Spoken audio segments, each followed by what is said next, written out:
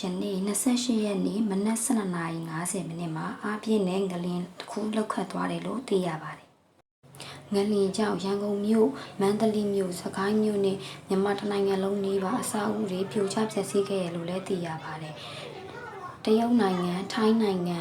ဒီမှာလည်းငလင်လောက်ခတ်ခဲ့ကြောင်းလည်းသိရပါတယ်။ရန်ကုန်မန္တလေးမှာတော့အဆောက်အဦတွေပြိုကျပျက်စီးခဲ့ပြီးစကိုင်းမြို့တရားဟောင်းလည်းပြိုကျခဲ့ကြောင်းကိုလည်းသိခဲ့ရပါတယ်။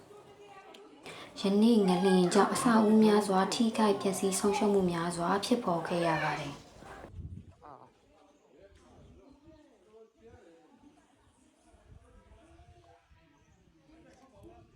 ရှမ်းပြည်မှာအောင်ဟာ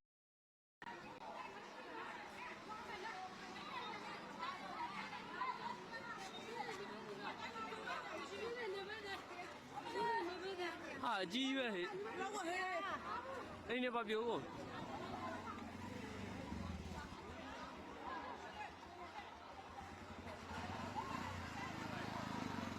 အာဟိုးဝေးလာအောင်မပြပါဘူး